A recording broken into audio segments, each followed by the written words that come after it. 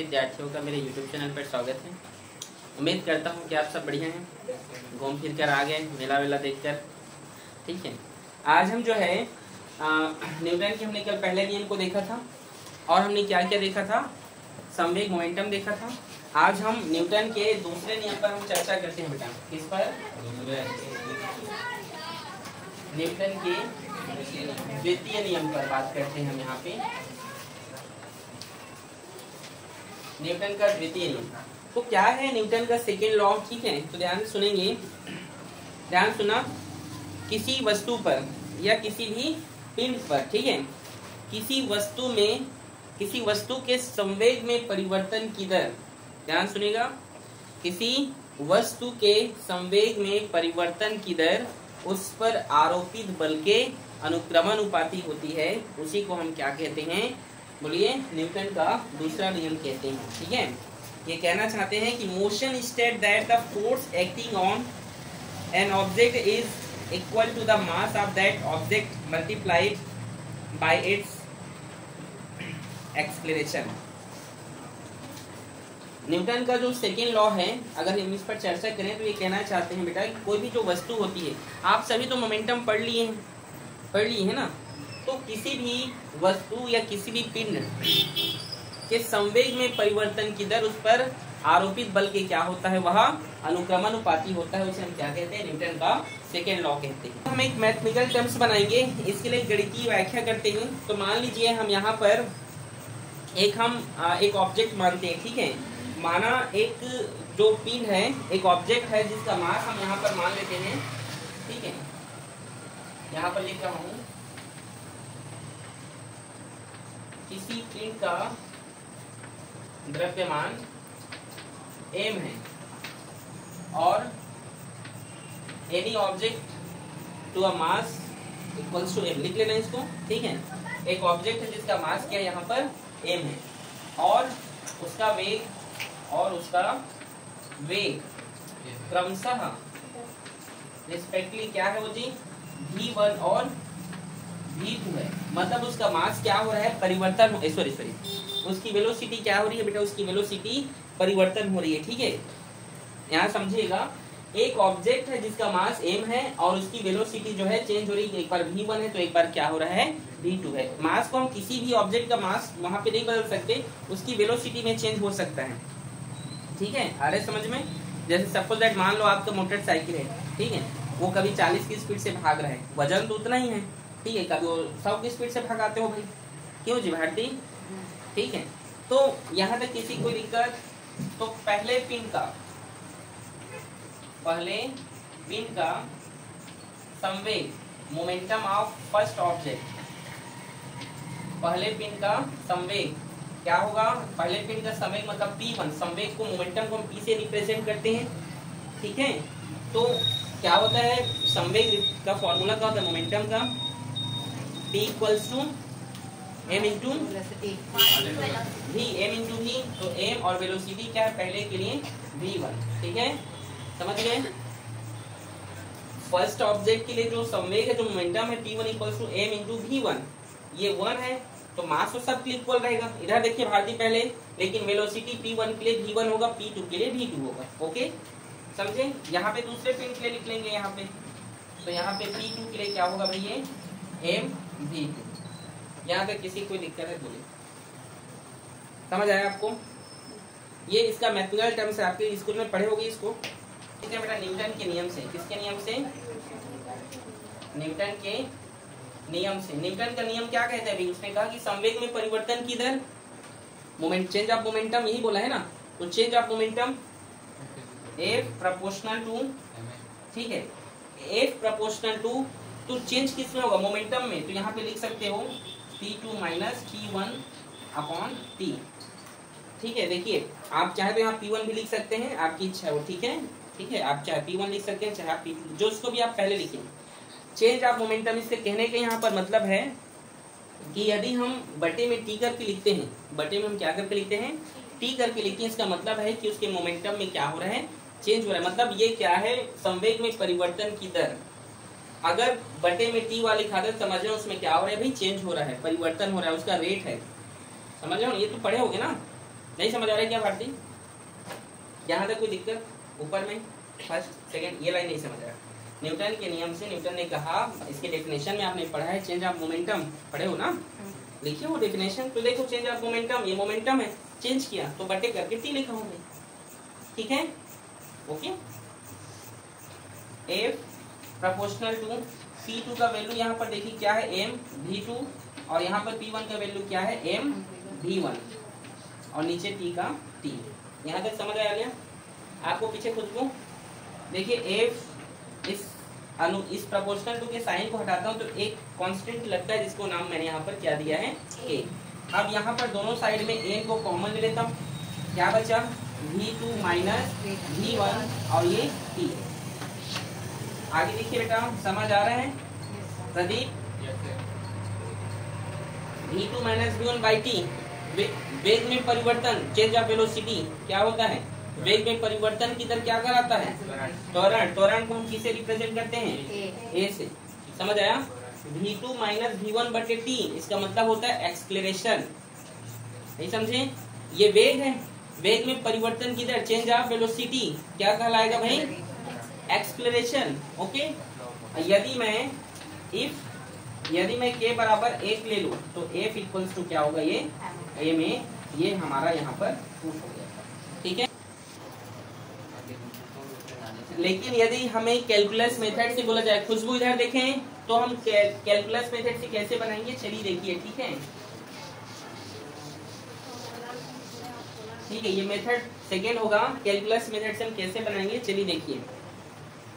हमने डेफिनेशन में भी पढ़ा कि A प्रोपोर्शनल टू उसके बल के अनुक्रमानुपाती होता है संवेग में परिवर्तन की दर। आपने पढ़ा ना कि फोर्स प्रोपोर्शनल टू करके चेंज ऑफ मोमेंटम ऐसे करके। अभी आपने देखा कि संवेग में परिवर्तन की दर उस पर लगाए गए बल के अनुक्रमानुपाती होता है, ये आपने परिभाषा में देखा है ना भाई? तो ये A प्रोपोर्शनल टू और संवेग में परिवर्तन कैलकुलस मेथड से, तो कैलकुलस मेथड में हमेशा D लग जाता है सामने में, आप जानते हैं, लगता है ना? तो dp बाई dt, इसमें क्या हो रहा है, चेंज ऑफ मोमेंटम। समझे? p मतलब मोमेंटम होता है, और d लग जाना मतलब उसमें क्या हो रहा है, चेंज हो रहा है। तो आपके डेफिनेशन से बन गया भाई p क्या है, चेंज ऑफ मोमेंटम। ओके, ठीक है? आप लोग को एकदम ना मुझे बेस से पढ़ाना पड़ रहा है, पता है? स्कूल में नहीं पूछते हो क्या टीचरों से? नहीं, डर लगता है? अरे टीचर से डरना नहीं चाहिए, उनका रिस्पेक्ट कीजिए। आ रहा है समझ में? तो यहाँ समझे, कैलकुलस मेथड में डी लगता है, ठीक है? किसी भी के आगे डी लगा है मतलब उसमें चेंज हो रहा है, वो समझो, ठीक है? आया समझ में? आया आलिया? एफ और इस साइन को हम हटाएंगे तो एक कांस्टेंट लगेगा के, और dp बाई dt, तो d और अपॉन dt। और आप बताओ आलिया, मोमेंटम में p का फॉर्मूला क्या होता है? मोमेंटम से p बराबर क्या होता था? p is equal to M भी, क्या लिखेंगे, m इंटू a, ठीक है? f इक्वल्स टू k, ये m को अगर आप बाहर लिख दीजिए, बाहर निकाल दें, तो यहाँ पर क्या बचेगा, d भी बचेगा, और नीचे में क्या होगा, d, ठीक है? f equals to k m, और अभी आपने पढ़ा कि d के आगे किसी भी के आगे d लग रहा है मतलब उसमें क्या हो रहा है, चेंज हो रहा है। तो चेंज ऑफ वेलोसिटी क्या होता है, एक्सेलरेशन होता है। तो यहाँ पर हम क्या लिख सकते हैं, a। यदि हम क्या मान लें, k बराबर 1 मान लें, तो f इक्वल्स टू क्या होगा, m इंटू a। ये हम देख सकते हैं न्यूटन के सेकेंड लॉ को हम कैलकुलस मेथड से इस तरीके से क्या की। यहाँ पे देखिए बेटा, यहाँ पर यदि हम फोर्स का यूनिट की बात करें, ठीक है, मात्रा की बात करें यूनिट की, तब क्या होगा, देखिए मास का क्या होता है, किलोग्राम होता है, केजी होता है ना, केजी। और बेटा एक्सप्रेशन होता क्या है, बताइए, किसको पता है? हाँ बोलो। m माइनस 1 नहीं होता। हाँ बोले, वही तो वो भी बोली है, ठीक है? ठीक, ये होता है m(-2), ठीक है? या इसको आप बोल सकते हैं, एक लाइन में बोल सकते हैं, इसका वैल्यू होता है न्यूटन। क्या होता है, इतने को आप क्या बोल सकते हैं, या तो न्यूटन बोल सकते हैं। न्यूटन ने जो है, न्यूटन के रिस्पेक्ट में जो है यूनिट को रखा गया है, ठीक है? फोर्स का यूनिट क्या है, तो न्यूटन है, ठीक है? उनके रिस्पेक्ट पर इसको रखा गया है, ठीक है? यहाँ तक किसी को दिक्कत बेटा नहीं ना, ठीक है? समझ में आया? समझने का प्रयास करें आप लोग। आवेग आप लोग बहुत ही ना बेटा एकदम 10वीं के बाद 11वीं आए हैं, तो 10वीं में साइंस में कुछ नहीं पढ़े हैं जैसा लगता है आप लोग को। हाँ,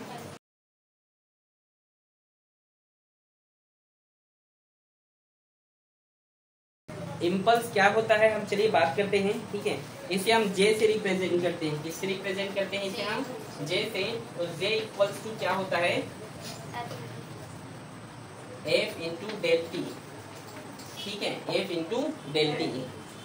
ठीक है, देखिए आवेग या इम्पल्स को बेटा जे से रिप्रेजेंट करते हैं। जेड इक्वल्स होता है एफ इंटू डेल टी, जहां पर एफ का मतलब फोर्स है और डेल टी का मतलब होता है अल्प समयांतराल, मतलब एक समय अंतराल, टाइम पीरियड। ठीक है, कैसा टाइम पीरियड? और शॉर्ट टाइम पीरियड है। ठीक है, आ रहे समझ में? किसी को दिक्कत यहाँ तक? तो इसका हम आपको मतलब समझा रहे हैं। ठीक है, किसी भी ऑब्जेक्ट का, किसी भी पिंड का बल और अल्प समयांतराल के गुणनफल को, बल और अल्प समयांतराल के गुणनफल को हम क्या कहते हैं? आवेग कहते हैं। मतलब फोर्स और शॉर्ट टाइम पीरियड के प्रोडक्ट को या मल्टीप्लाइड को हम क्या कहते हैं? As a multiplied of force and short time period as a impulse. Okay, समझे कि नहीं? फोर्स और शॉर्ट टाइम पीरियड के जो प्रोडक्ट होते हैं, जो मल्टीप्लाइड होते हैं, उसको हम क्या कहते हैं बेटा? इम्पल्स कहते हैं।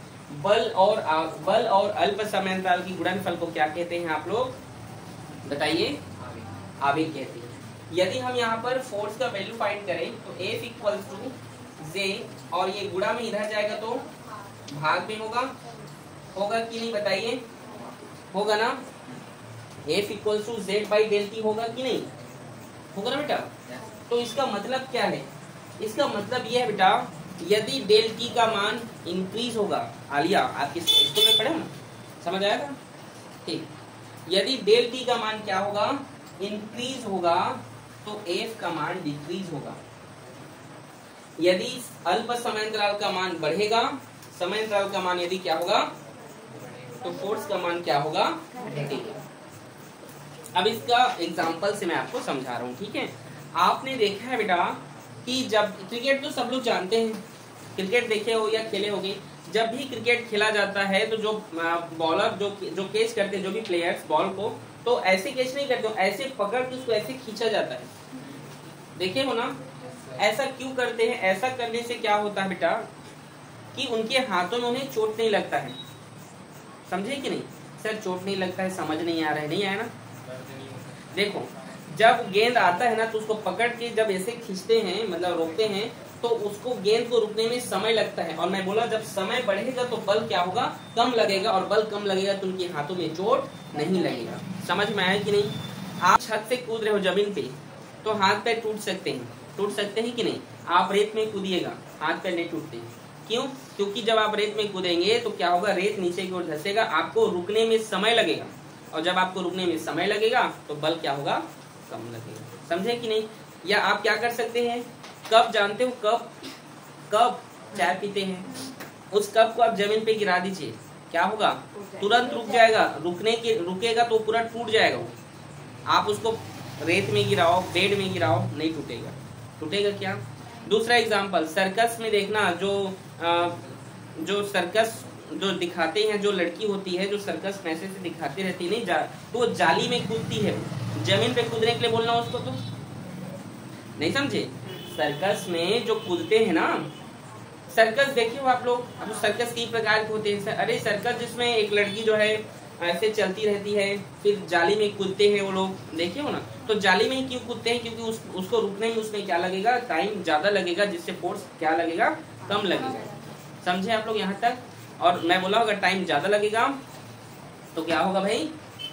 फोर्स कम लगेगा, जिससे हमें चोट नहीं लगेगा। ऐसे बहुत सारे एग्जाम्पल हैं कि नहीं? आप बता सकते हैं ऐसे कि एग्जाम्पल? बताओ। कांच की ग्लास नीचे गिरा दो। ठीक है, यहाँ तक किसी कोई दिक्कत बेटा? यहाँ पर एक थ्योरम बोला जाता है बेटा, यहाँ पे लिख दे रहा हूँ। ठीक है, वो थ्योरम होता है आवेग संवेग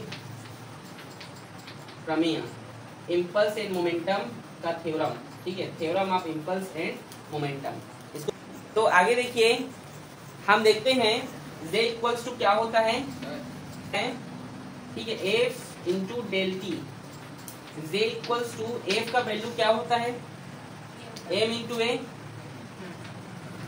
और del T J equals to M, और एक्सलेशन त्वरण क्या है, त्वरण है क्या, तो त्वरण चेंज ऑफ वेलोसिटी है, आप सभी जानते हैं। चेंज ऑफ क्या है, वेलोसिटी है, मतलब del V by del T है ना, और ये डेल टी, तो प्रदीप ये डेल टी कैंसिल हो जाएगा, तो जे इक्वल्स टू क्या हुआ, एम डेल वी।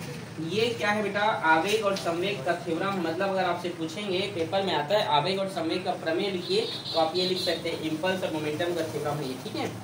पूछता है तो इसको बना लोगे, इजी है। तो इसका मतलब क्या हुआ, इसका मतलब हुआ बेटा आवेग क्या है, ये संवेग में परिवर्तन है, दर नहीं है, ओनली फॉर क्या है, चेंज ऑफ मोमेंटम, बस इतना लिखना। रेट आप चेंज हो सब मत लिखना, only for change of momentum, संवेग में परिवर्तन, ठीक है। बस ये छोटा सा कैलकुलेशन इजी है, समझ आया। अगला हमारा यहाँ पर जो टॉपिक है वो न्यूटन का तीसरा नियम पर है।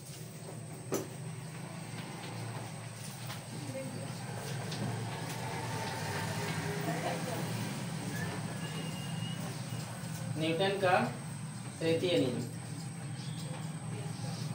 ठीक है। न्यूटन का तीसरा नियम एक्शन एंड रिएक्शन का नियम है। अरे सानिया समझ में, न्यूटन का जो देखिए, न्यूटन ने जितने भी नियम दिए ये हमारी डेली लाइफ में बहुत यूज होते हैं। आ रहे समझ में, जैसे अभी मैंने कहा न्यूटन का तीसरा नियम है बेटा क्रिया प्रतिक्रिया का नियम। क्या नियम बेटा, क्रिया प्रतिक्रिया का नियम, एक्शन एंड रिएक्शन। क्रिया के बराबर क्या होगा, यहाँ पर प्रतिक्रिया बल लगेगा भाई, क्रिया प्रतिक्रिया करिए, ठीक है, समझ गए। तो देखिए प्रत्येक क्रिया के बराबर क्या होता है, प्रतिक्रिया बल लगता है, समझ में आ रहा है। थर्ड लॉ को जानते हैं क्या है न्यूटन का, ठीक है, मतलब एक्शन रिएक्शंस का लॉ इसको कह देते हैं, ठीक है, समझ में आया। तो देखिए मान लेते हैं यहाँ पर, मान लेते हैं बेटा ये एक टेबल है, क्या है ये टेबल, क्या है ये भाई, टेबल है। मान लो इसके ऊपर में ये पुस्तक रखा हुआ है, ठीक है। तो इस पर ये किधर फोर्स लगेगा, इधर भी लगेगा, और फोर्स जो है इसके अपोजिट ऊपर भी लगेगा, ठीक है। मान लो इस पर टेबल, अगर इस टेबल पे देखो बहुत सारे बुक रखे हुए हैं, आप देख सकते हैं, रखे ना यहाँ पे। तो यहाँ पे जो टेबल है ना, यहाँ ये जो टेबल जो है नीचे की ओर फोर्स लगा रहा है, और नीचे से भी ऊपर की ओर क्या लग रहा है जी, फोर्स लग रहा है। आ रहा है समझ में, ठीक है, समझे कि नहीं। ये मान लेते हैं 1, और इसको हम समझ लेते हैं यहाँ पे अभी 2। तो मैंने अभी कहा फोर्स कैसे लगेगा, तो फोर्स जो है अपोजिट लगता है, ठीक है। जैसे फोर्स अपोजिट लगता है, कहने का मतलब है, मान लीजिए यहाँ पर जो बल है इधर लग रहा है, जो बल है F12, और जो ऊपर बल लगेगा वो होगा -F21, ठीक है।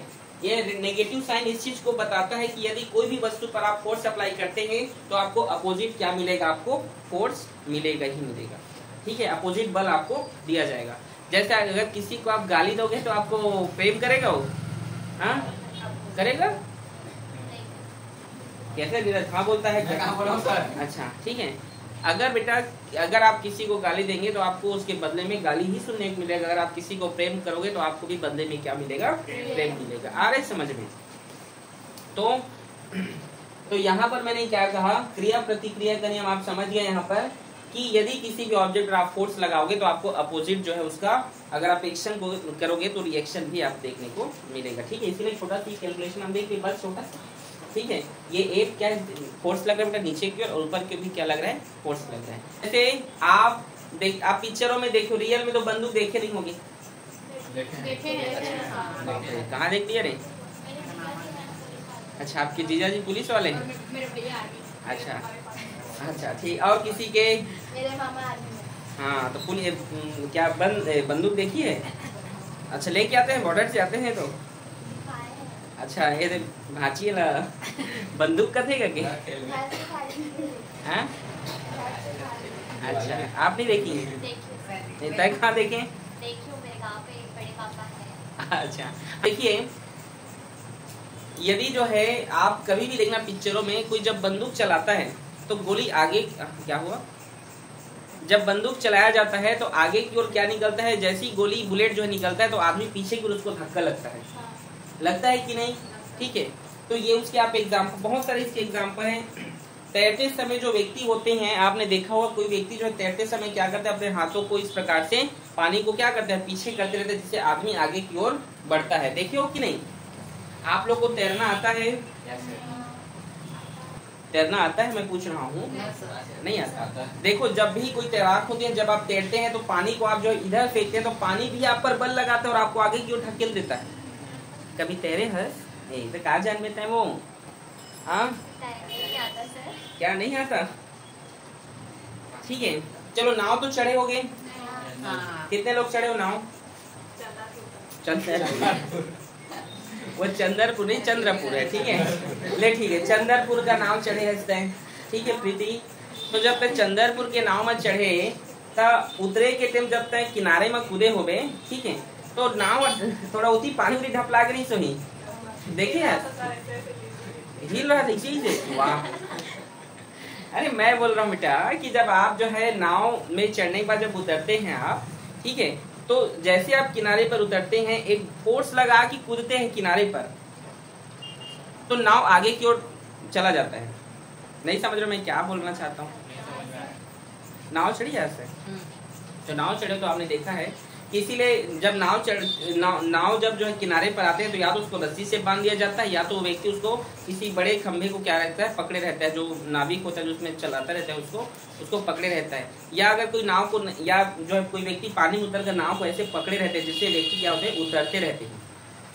नहीं समझे? ऐसे देखे हो ना, अगर वो नहीं पकड़े रहेगा और आप जैसे जमीन पर कूदोगे नाव जो है पीछे चला जाएगा। जितने फोर्स से आप आगे जाओगे उतने फोर्स से वो नाव जो है पीछे चला जाएगा।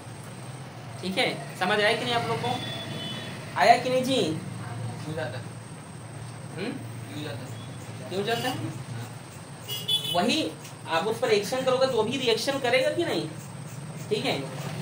और आप लोग सभी लोग चलते हो, जब आप चलते हो तो आप लोग तिरछे करके चलते हो, पैर को कभी चल के देखना, न्यूटन का थर्ड लॉ। अगर आप तिरछा करके चलते हो तो आपके पैर पर क्या लगता है, फोर्स अप्लाई होता है, जिससे आप क्या आगे की ओर बढ़ने लगते हैं। आ रहा है समझ में? आप लोग तिरछे करके नहीं चलते हो पैर को, आप सभी हम लोग तिरछे करके पैर को चलते हैं। इस पर हम जो है क्या पढ़ेंगे बेटा, दो कर्णिकाय के लिए, एक कर्णिकाय के लिए, कई कर्णिकाय के हम पढ़ेंगे। ठीक है, इस कॉन्सेप्ट पर। ठीक है, आ रहे समझ में? तो अभी हम देख रहे हैं इसी पर टू पार्टिकल्स पर हम देख रहे हैं। ठीक है, टू पार्टिकल्स पर हम क्या देख रहे हैं, संवेग संरक्षण। ठीक है, momentum of law of conservation of linear momentum two particles पर। ठीक है, दो कर्णिकाय पर, दो कर्णिकाय पर। ठीक है, किस पर भाई? दो कर्णिकाय पर। ठीक है, तो दो कर्णिकाय पर हम देख रहे हैं, मान लेते हैं एक कण जो है हम P1 लेते हैं और दूसरा कण हम क्या ले लेते हैं, P2 ले लेते हैं। ठीक है, ये एक कण P1 है और दूसरा पार्टिकल के, दो पार्टिकल का मोमेंटम है P1 और P2। ठीक है, तो हमारे फॉर्मूले से हम जानते हैं F इक्वल्स टू क्या है, D, और ये होगा P1 प्लस P2, और नीचे में क्या होता है भाई, dt। अभी हमने देखा कि A बराबर क्या है, 0 है, तब क्या होगा, ये A बराबर अगर 0 है तो D P1 प्लस P2 और ये dt बराबर 0, और जब 0 हो जाता है तो उस फॉर्मूले के अकॉर्डिंग ये क्या हो जाएगा, P1 प्लस P2 ये कांस्टेंट हो जाता है। क्या हो जाता है, नियत हो जाता है, कांस्टेंट हो जाता है। ऐसे बहुत सारे चीज का आप देख सकते हैं। n कर्णिकाय का आप देख सकते हैं, किसका देख सकते हैं, n पार्टिकल्स का, n कर्णिकाय का। ठीक है, उसमें क्या देख सकते हैं, P1 P2 P3, ऐसे करते करते बहुत सारे जो है क्या है, कण है। ठीक है जी, मतलब बहुत सारे कण है। ठीक है, तब इस फॉर्मूले पे हम रखते हैं तो क्या होगा, F equals to D P1 plus P2 plus P3 plus Pn, और नीचे होगा आपका dt। F इक्वल्स टू, अभी हमने 0 मान लिया, तब क्या होगा, D P1 P2 P3 plus Pn by dt equals to यहाँ पर हो जाएगा 0।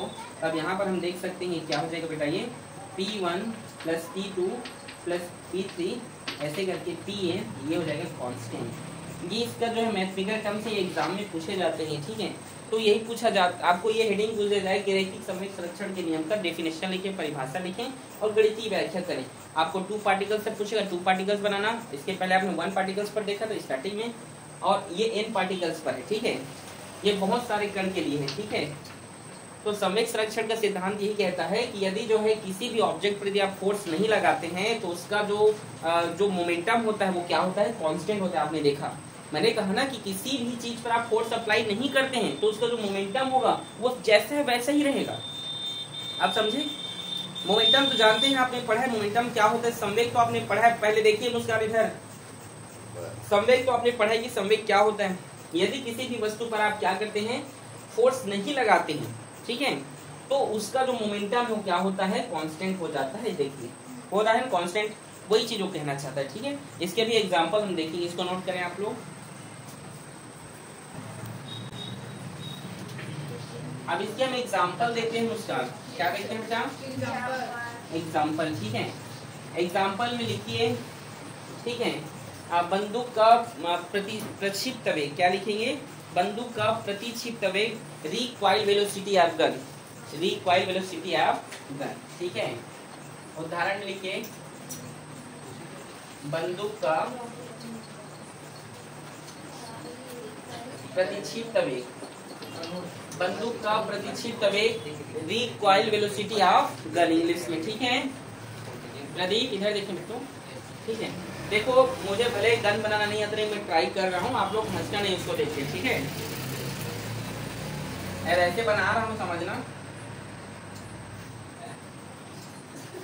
ये गन है, ये इसका ट्यूब है सब, ठीक है। हाँ सुनाए, ये गन है ये, ठीक है। इधर होगा जो भी हो,